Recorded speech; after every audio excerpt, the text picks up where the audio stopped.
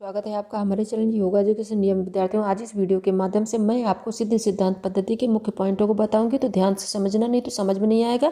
और पूरा वीडियो जरूर देखिएगा क्योंकि यह आपको कठिन लग सकता है अगर नहीं समझेंगे तब। चलिए ध्यान समझें। सबसे पहले आप सिद्ध सिद्धांत पद्धति को समझें। सिद्ध मतलब योगी, सिद्ध योगी यानी महान योगी। सिद्धांत मतलब निश्चित मत, और पद्धति मतलब सरल मार्ग। और यह सिद्ध सिद्धांत पद्धति नाथ संप्रदाय का सर्वश्रेष्ठ ग्रंथ है और इसका काल है 10वीं शताब्दी। इसका काल 10वीं शताब्दी है, यानी पुस्तक का काल 10वीं शताब्दी के आसपास है। और यह जो है 6 खंडों में विभेद है, यानी विभाजित है, या 6 उपदेश है इसमें, या आप 6 लेसन भी समझ सकते हैं। और इन्होंने सर्वप्रथम आदिनाथ शिव को प्रणाम किया है। और आदिनाथ यानी नाथ संप्रदाय के शिव जी सबसे पहले ही जो है नाथ संप्रदाय के, यानी कि जैसे कि जो उत्पत्ति होती है तो नाथ संप्रदाय के सबसे प्रथम शिव जी हैं आदिनाथ। ठीक। अब विद्यार्थियों, गुरु गोरक्षनाथ जी के गुरु कौन है? तो मत्स्येंद्र नाथ जी हैं। शिष्य हैं कैविनाथ, चटपटीनाथ, मीननाथ आदि शिष्य हुए हैं, क्योंकि नाथ परंपरा चलती आ रही है ना। और इनके द्वारा लिखी पुस्तक कुछ देख लें। हिंदी और संस्कृत, इन्हीं सभी भाषाओं में इन्होंने लिखा था, जैसे कि गोरख कौमुदी, गोरख पद्धति, गोरख कवच, योग शास्त्र, गोरख चिंतामणि, गोरख चिकित्सा, योग बीज, हठ संहिता। ये सभी जो है यानी इन्होंने बहुत सारी रचनाएं की थी। तो मुख्य रचनाओं को मैंने यहाँ पर बता दिया आपको। अगर आएगा परीक्षा में तो आप समझ जाना कि गुरु गोरखनाथ जी का ही है। अब विद्यार्थियों आगे अब सिद्ध सिद्धांत पद्धति के मेन पॉइंटों को समझेंगे। विद्यार्थियों, इसमें जो 6 उपदेश हैं यह देख लें कौन कौन से हैं, क्योंकि ये पूछा जा सकता है। पिंडोत्पत्ति विचार व पर पिंड उत्पत्ति, मतलब पिंड शरीर की उत्पत्ति। पिंड विचार यानी पिंड उत्पत्ति का विचार। पिंड ज्ञान संविति यानी गंभीर ज्ञान। पिंड आधार यानी पिंड की आधारभूत निजा शक्ति। समरसता यानी स्वपिंड की परम पिंड के साथ एकता। अवधूत की विशेषता यानी पूर्ण बोध का ज्ञान, यानी अवधूत योगी के लक्षण। देखो, पिंड उत्पत्ति विचार व पर पिंड उत्पत्ति, पिंड विचार, पिंड ज्ञान, पिंड धार, समरसता, अवधूत की विशेषता। ये 6 लेसन हुए, यानी 6 उपदेश हुए। विद्यार्थियों अब चलिए फर्स्ट उपदेश पर बढ़ते हैं, यानी पिंड उत्पत्ति विचार या परपिंड उत्पत्ति, यानी कि पिंड शरीर, पिंड मतलब शरीर की उत्पत्ति इन्होंने समझाया है गुरु गोरखनाथ जी ने। सबसे पहले आप यह श्लोक देख लें। आदिनाथ नमस्कृत्य शक्ति युक्तम जगदुम वक्षे गोरक्षनाथयो सिद्ध सिद्धांत पद्धतम, यानी मैं गोरक्षनाथ सिद्ध सिद्धांत पद्धति की रचना करने जा रहा हूँ, लेकिन आदिनाथ को मैं नमस्कार करता हूँ जो शक्ति युक्त हैं, इस जगत गुरु हैं। जगत गुरु आदिनाथ शिव का जो शक्ति युक्त हैं, शक्ति रूप हैं भगवान शिव, उनको नमस्कार करके मैं गोरक्षनाथ इस सिद्ध सिद्धांत पद्धति की रचना करूँगा। लेकिन ये आप नोट कर लें, क्योंकि ये कहीं लिखा रहेगा तो आपके समझ में आ जाएगा। अब आगे इन मुख्य पॉइंटों को ध्यान से समझना। इतना तो मैंने परिचय आपको बता दिया है, और ध्यान से समझना। और यह ध्यान रखना कि मैं इनमें थोड़ा थोड़ा समझाऊंगी भी। थोड़ा सा बड़ा वीडियो हो सकता है, लेकिन घबराना नहीं, ध्यान से समझना, क्योंकि अगर समझेंगे तो आपको याद रहेगा। नहीं तो पॉइंटों को तो मैं बता सकती हूँ आपको जो पॉइंट पूछे जाएंगे, लेकिन थोड़ा समझना भी आवश्यक होता है ना। चलिए समझते हैं। फर्स्ट लेसन, पिंड उत्पत्ति विचार, यानी पर ब्रह्मा की आदिम शक्तियाँ और उनके गुण, यानी 5 शक्ति, पर ब्रह्मा की आदिम शक्तियाँ और उनके गुण। ठीक। फिर आदिम शक्तियाँ कितनी? 5 शक्ति हैं और उनके 5 गुण हैं। पाँचों के फिर 5 गुण हैं। ठीक, इस तरह समझना। देखो पर ब्रह्मा की आदिम शक्तियाँ कौन सी हैं? निजा शक्ति, पराशक्ति, अपराशक्ति, सूक्ष्मा शक्ति, कुंडलनी शक्ति। ये पर ब्रह्मा की आदिम शक्तियाँ हैं। अब इनकी 5 गुण को देखें। निजा शक्ति के 5 गुण: नित्यता, निरंजनता, निस्पंदता, निर्भासता, निरुत्थानता। नित्यता मतलब तीनों कालों में अस्तित्व रहेगा। और निरंजनता मतलब इसका अर्थ हुआ, अंजना का अर्थ हुआ मतलब राग, द्वेष, काम, क्रोध, लोभ आदि जो ये दुख हैं, इनसे छूटना ही निरंजना शक्ति है। और निस्पंदना यानी चंचलता से रहित, चंचलता का भाव समाप्त हो जाना। निर्भासता भेद रहित, किसी भी प्रकार का भेद ना होना। निरुत्थानता यानी परिणाम रहित। नेक्स्ट अगला समझते हैं पराशक्ति का। अस्तित्व, अप्रमेयता, अभिन्नता, अनंतता, अव्यक्तता। तो अस्तित्व का जिसका अस्तित्व रहा यानी वह नष्ट नहीं होगा कभी भी। अप्रमेयता यानी प्रच्छेद किसी भी प्रकार का नहीं। अभिन्नता अलग अलग भिन्नता नहीं। अनंता अविनाशी जिसका नाश ना हो। अव्यक्ता जिसे व्यक्त ना किया जा सके यानी बिल्कुल सूक्ष्म हो। चलिए अगला अपराशक्ति का समझते हैं गुण। स्फूर्ता, स्फुटता, स्फारता, स्फोटता, स्फूर्तिता। तो स्फूर्ता मतलब संचालन करना, स्फुटता जो प्रकाशित करे, स्फारता संयमन, स्फोटता जो प्रकटशील हो, और स्फूर्तिता यानी प्रोत्साहित करना। अगला समझें सूक्ष्म शक्ति। निरंसता, निरंतरता, निश्चलता, निश्चयता, निर्विकल्पता। तो निरंसता अहम का भाव से रहित भाव। निरंतरता निरंतर चलती रहे बिना रुकावट के। निश्चलता सभी ओर व्याप्त। निश्चयता यानी संशय दुख भ्रम से रहित। और निर्विकल्पता यानी संकल्प रहित शक्ति। नेक्स्ट अगला समझते हैं कुंडलनी शक्ति। पूर्णता, प्रतिबिंबता, प्रबलता, प्रोचलता और प्रत्युन्मुखता। तो पूर्णता संपूर्ण हो। प्रतिबिंबिता जैसी शक्ति हो वैसी आभास हो। प्रबलता जो मजबूत हो। प्रोचलता जो निरंतर बहता हुआ हो। और प्रत्युन्मुखता यानी सृष्टि की सामग्री जो उसका भाव हो। तो निजा शक्ति के गुण समझ लिए। नित्यता, निरंजनता, निस्पंदता, निराभासता, निरुत्थानता। पराशक्ति का अस्तित्व, अप्रमेयता, अभिन्नता, अनंतता, अव्यक्तता। अपराशक्ति का स्फूर्ता, स्फूर्ता, स्फारता, स्फोटता, स्फूर्तिता।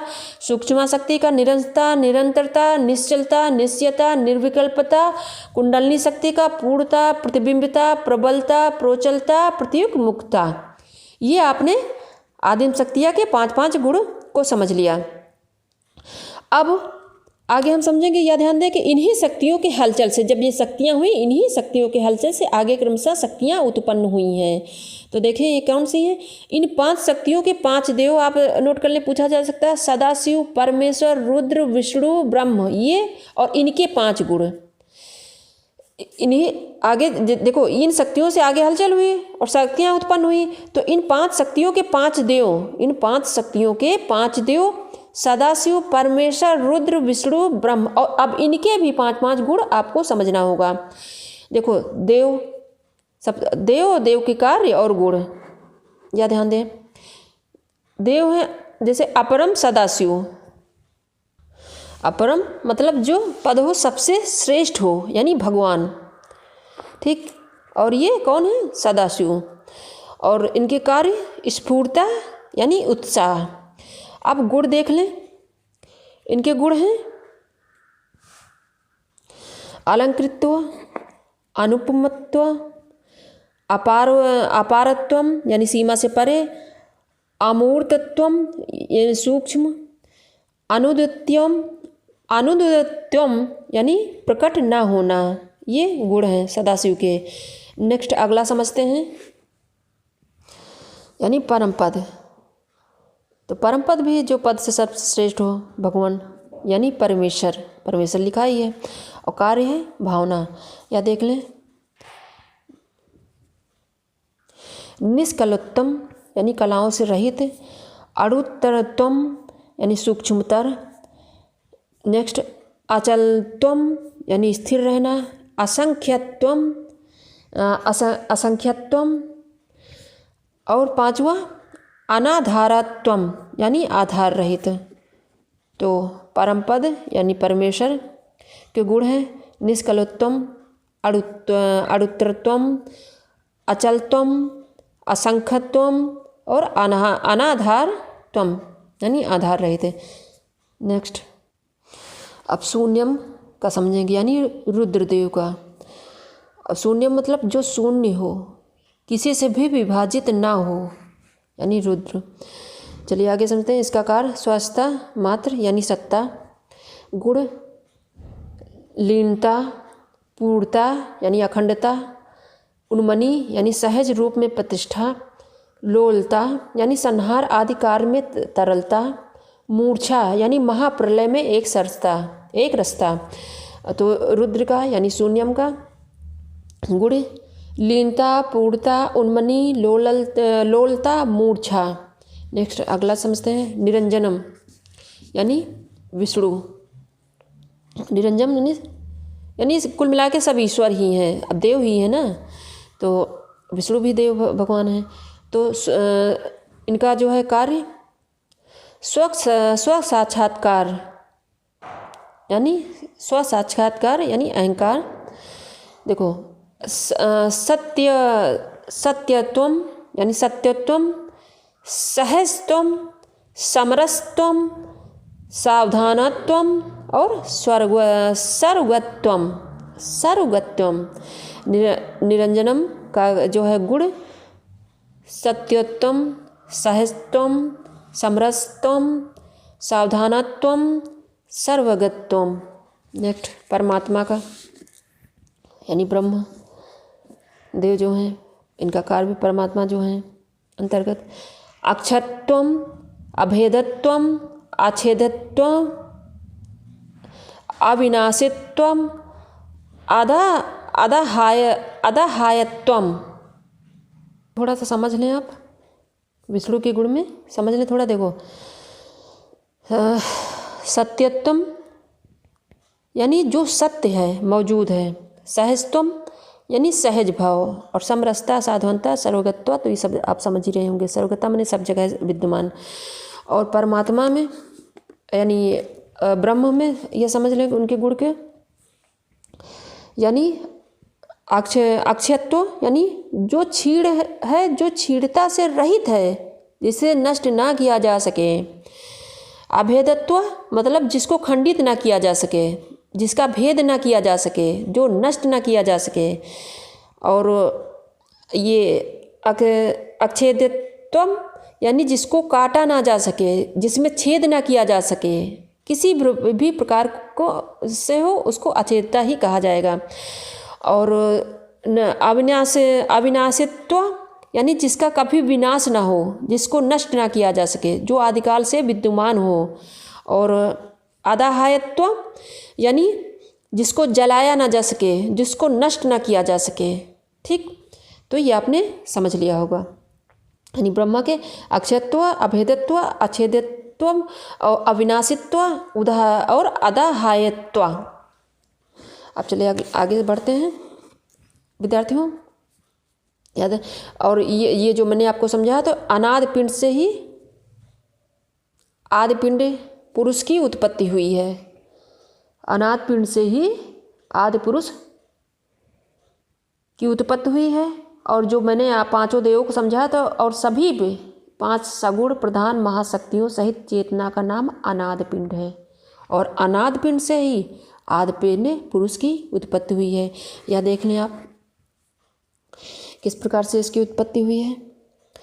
अनादि पिंड से परमानंद, अनादि पिंड से परमानंद की उत्पत्ति, और परमानंद से प्रबोध की उत्पत्ति, प्रबोध से चित्तोदय की उत्पत्ति, चित्त उदय से प्रकाश की उत्पत्ति और प्रकाश का सोहम भाव की उत्पत्ति।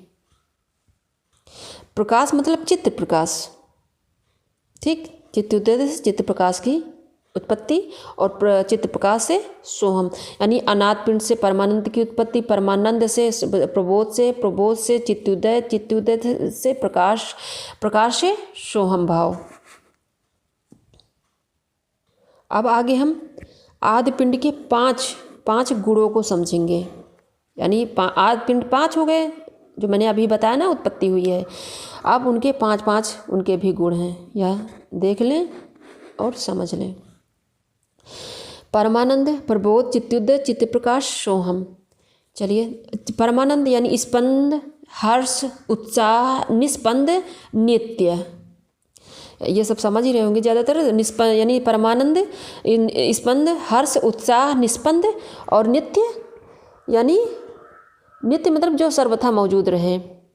और प्रबोध के 5 गुण, उदय, उल्लास, अवभास, विकास और प्रभा। प्रबोध के 5 गुण, उदय, उल्लास, अवभास, विकास, प्रभा। अब चित्तोदय, उदय मतलब यानी जो प्रकाशित होना होता है, ठीक, और उल्लास, अवभास, विकास, प्रभाव। और चित्तोदय के 5 गुण, सद्भाव, विचार, कर्तव्य, ज्ञातृत्व, स्वतंत्रत्व। तो सद्भाव यानी सब प्राणी में सद्भाव करना, अपने आप से जोड़े देखें, मतलब सद्भावना के। और विचार, विचारशील, जैसा समझ, कर्तव्य यानी जो हमारी ड्यूटी होती है, कर्तव्य, ज्ञानत्व, ज्ञातृत्व, ज्ञान हो गया। और स्वतंत्र, जो किसी भी प्रकार की पराधीनता ना हो। नेक्स्ट, अब चित्त प्रकाश को समझें। इसके गुण, निर्विकारात्व, निष्कलत्व, निर्विकल्पत्व, समता, विश्रांति। तो निर्विकल्प मतलब जिसमें कोई विकार ना हो आदि यही सब है। और निष्कलत्व, निर्विकल्पत्व, समता और विश्रांति यानी आराम भाव। सोहम भाव देखें, इसके 5 गुण, अहंता, अखंड ऐश्वर्य, स्वायत्तता और विश्वास, विश्व अनुभव सामर्थ्य और सर्वगत्व। विश्व अनुभव सामर्थ्य और सर्वगत्व। अब देखो, सोहम का अहंता, अखंड ऐश्वर्य, स्वत्व, विश्व अनुभव, सामर्थ्य, सर्वज्ञता। अहंता मतलब मैं सर्वव्यापक हूँ, यह समझना। स्थूल व इसमें जो है अखंड ऐश्वर्य और स्वत्व, विश्व अनुभव, सामर्थ्य मतलब स्थूल व सूक्ष्म में प्रत्यक्ष दर्शन की शक्ति। और सर्वज्ञता यानी भूत भविष्य ज्ञान की शक्ति याद होती है, भूत भविष्य ज्ञान की शक्ति। और इन सभी को मिलाकर आदि पिंड की उत्पत्ति हुई है। तो आदि पिंड आगे दूसरे वीडियो में विद्यार्थी समझाऊंगी, क्योंकि बहुत बड़ा वीडियो हो जाएगा। तो इसमें हमने क्या क्या समझा, हमने इसमें अनादि पिंड के 5 तत्व और उनके 5 गुण समझे, यानी 5 तत्व यानी परमानंद, प्रबोध, चित्तोदय, चित्त प्रकाश, सोहम। कितने उपदेश हैं, यानी 6 उपदेशों को, पिंड उत्पत्ति विचार, पिंड ज्ञान और पिंडधार, समरसता, अवधूत योगी की विशेषता। और इसमें हमने इनकी जो है पर ब्रह्मा की आदिम शक्तियाँ, निजा शक्ति, पराशक्ति, अपराशक्ति, सूक्ष्म शक्ति और कुंडली, और इनके 5 गुण को समझा, निजा शक्ति, पराशक्ति, अपराशक्ति, सूक्ष्म और कुंडली शक्ति की। और फिर 5 देवों को समझा, सदाशिव, परमेश्वर, रुद्र, विष्णु, ब्रह्मा और इनके 5 गुण, यानी कि इनको देव कहा गया है ना, 5 देव। तो इनके 5 गुण को समझा हमने, यानी सदाशिव, परमेश्वर, रुद्र, विष्णु, ब्रह्मा। तो इन सभी के जो है गुणों को समझा और इनके सभी के 5 गुण। तो विद्यार्थियों, आशा करती हूँ आपने अच्छे समझ लिया होगा। अगर एक बार में ना समझ में आए, दोबारा फिर से यह वीडियो एक बार देख लीजिए, क्योंकि वर्ड कठिन जरूर है, लेकिन अगर समझेंगे तो आपको बहुत आसानी से यह समझ में आ जाएगा। और जहाँ कहीं ना समझ में आए, कमेंट बॉक्स में शेयर करें, मैं आपको दोबारा समझा दूँगी। और अगर आप मेरे चैनल पर पहली बार जुड़ रहे हैं तो सबसे पहले चैनल को सब्सक्राइब कर लीजिए, बेल आइकन जरूर प्रेस कर लेना, ताकि मैं जैसे ही वीडियो अपलोड करूं आपको तुरंत नोटिफिकेशन प्राप्त हो सके। और अगले वीडियो में मैं आपको इससे आगे बताऊंगी। ये अभी यानी पहला उपदेश ही चल रहा, पहला उपदेश थोड़ा लंबा है तो ध्यान से समझना। यानी कि आदि पिंड के से 5 भूतों की किस प्रकार की उत्पत्ति हुई, फिर उनके कौन से 5 गुण हैं, फिर प्रकृति पिंड नर नारी की उत्पत्ति किस प्रकार से हुई, इन सभी को मैं अगले वीडियो में बताने वाली हूँ। तो बने रहे हमारे चैनल पर। धन्यवाद विद्यार्थी।